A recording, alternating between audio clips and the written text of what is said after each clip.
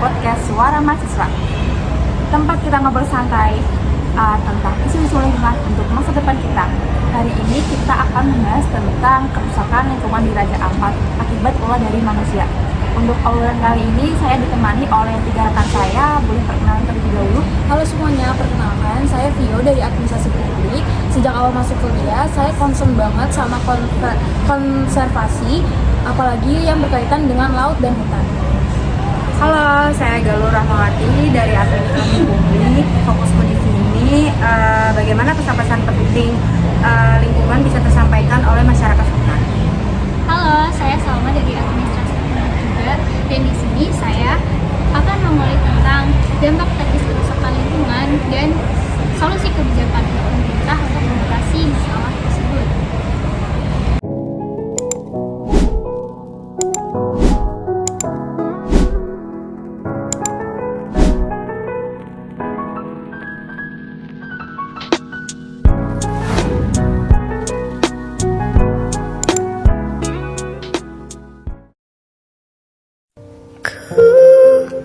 Lihat ibu pertiwi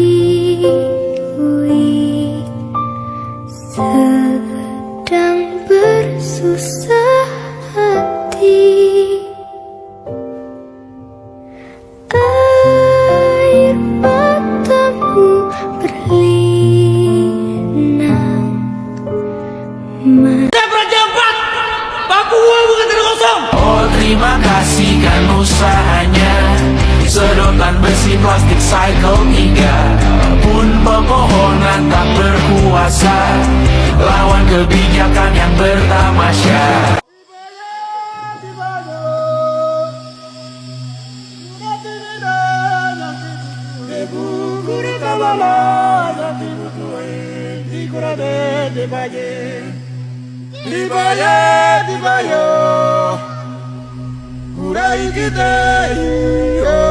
Jangan karena materi, kalian petinggi negara, melakukan pencemaran di tanah Papua. Kami warga Papua tidak rela jika tanah Papua hancur di tangan kalian. Save Raja Ampat! Save Raja Ampat! Save Raja Ampat! Beta ini cuma mama kampung dari pesisir Raja Ampat. Tapi beta tidak buta saat laut kami berubah warna. Dulu, anak-anak kami berenang di laut biru sebening kaca.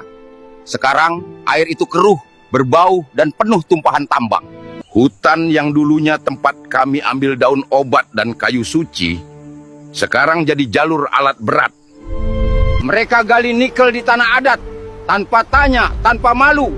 Mereka bawa pulang uang, kami tinggal luka. Beta tidak lawan pemerintah.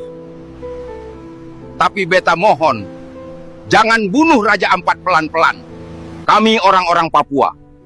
Kami jaga tanah ini, karena inilah satu-satunya warisan yang tak bisa dibeli kembali. Sebarkan suara orang Papua ini, sebelum hutan jadi debu, dan laut Raja Ampat tinggal kenangan.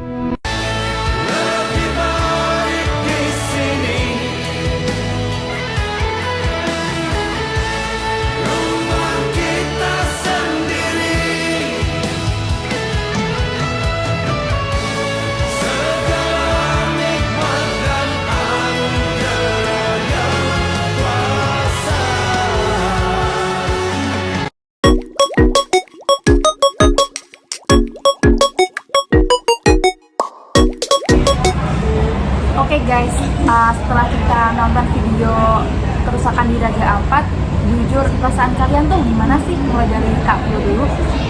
Jujur kalau dari aku sih ngerasa sedih banget deh. Yang katanya surga bawah laut sekarang jadi rusak karena banyak kapal besar yang masuk tanpa kontrol, terumbu karang hancur, serta biota laut terganggu. Nah, ini kayak alarm keras buat kita semua deh untuk berani speak up untuk mengenai Raja Ampat sendiri. Itu sih menurut aku. Oke, terima kasih buat Kak Galuh. Kalau menurut aku sendiri, aku setuju ya dengan Kak Vio ini. Bahkan yang paling menyentuh itu cerita warga lokal. Dulu mereka bisa mudah mendapatkan ikan. Sekarang tuh buat makan sehari-hari aja tuh susah karena ikan tersebut nggak sesuai libur dulu. Nah, kita bisa lihat jelas banget efek ekonomi lokal tuh jadi menurun. Kak Salma, Kayak dari akibat-akibat yang udah dijelaskan sama Vio dan Galuh, kita tuh harus ingat bahwa tuh kerusakan-kerusakan yang terjadi tuh salah satunya disebabkan karena lemahnya regulasi dari pemerintah.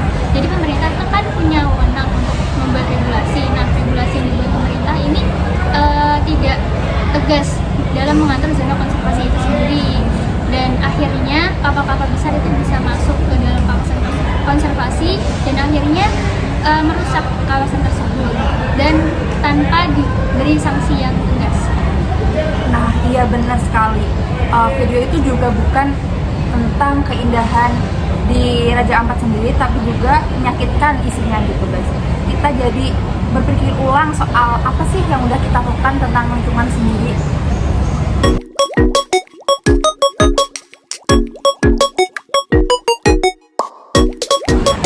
Nah, kalau kita lihat dari sisi manajemen lingkungan sendiri, apa sih yang bisa kita lakukan atau pelajari dari kasus yang ada di Raja Ampat sendiri? Kalau dari sudut pandang manajemen lingkungan, ini bisa jadi contoh kurangnya pengawasan dan perencanaan. Nah, terumbu karang itu butuh perlindungan ekstra, tapi nggak semua kawasan konservasi punya sistem monitoring yang efektif atau yang lebih baik. Ya, aku juga setuju dengan pendapat Tio. Dan manajemen lingkungan itu bukan cuma soal melindungi, tapi juga memitigasi dan memulihkan. Sayangnya di Raja Ampat sendiri itu belum terlihat ada pemulihan ekosistem yang maksimal. Banyak lokasi yang dibiarkan begitu saja. Nah, selain itu, manajemen lingkungan juga melibatkan para stakeholder kan, dan stakeholder yang terlibat dalam kasus ini tuh ada pemerintah, swasta yaitu perusahaan, dan LSM serta masyarakat adat. Dan terlihat bahwa para stakeholder ini tuh tidak berkoordinasi sehingga strategi mereka dalam mengelola lingkungan tidak optimal.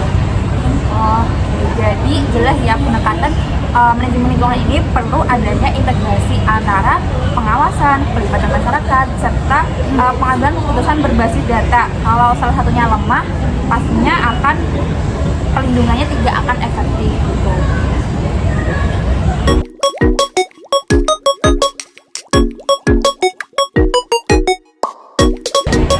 Nah, sebagai mahasiswa kita tidak bisa menutup mata dong ya. Iya sih, Nia, benar, setuju. Nah, sebagai langkah untuk melakukan edukasi ataupun kegiatan yang bermanfaat lah. Misalnya kalian akan melakukan apa? Kalau menurut aku sih pasti ngadain dari kampus dulu ya, kayak kita buat seminar, kita buat diskusi, bahkan kampanye mengenai soal konservasi laut. Jadi jangan ditunggu sampai rusak parah baru kita bertindak. Dari sisi komunikasi tersebut, kita bisa bikin konten medsos yang seperti bikin konten TikTok, Instagram, podcast, atau poster digital. Kreatif mahasiswa itu besar loh dampaknya bagi masyarakat sekitar. Ya, selain kedua hal yang disebutin Fir sama Galuh tadi itu, kita juga bisa turun langsung ke Raja Ampat, sekalian jalan-jalan kan guys. Dan tujuan dari terjun langsung itu bukan cuma jalan-jalan aja ya, tapi juga mendengar langsung suara masyarakat, melihat keadaan di sana itu seperti apa, sehingga kita tuh bisa membantu advokasi di sana atau bahkan jadi relawan di sana. Seperti itu sih. Wah, keren-keren banget nih pendapat-pendapat kakak semuanya. Kan bisa kita mulai dari sekarang ya, kecil dari berdampaknya, karena perubahan besar juga dimulai dari langkah-langkah kecil yang konsisten gitu. Oke teman-teman, pembahasan kita hari ini mungkin sudah cukup kali ya. Semoga bisa jadi pengingat buat kita semua. Bukan hanya sekedar penonton, tapi kita bisa jadi solusi juga gitu. Meskipun Raja Ampat tempatnya jauh, tapi dampak efeknya besar gitu bagi kita semuanya. Yuk bangun kesadaran, suarakan kebaikan, dan terus belajar. Terima kasih buat Kak Pio, Kak Galuh, dan juga Kak Salma yang sudah hadir di podcast kali ini.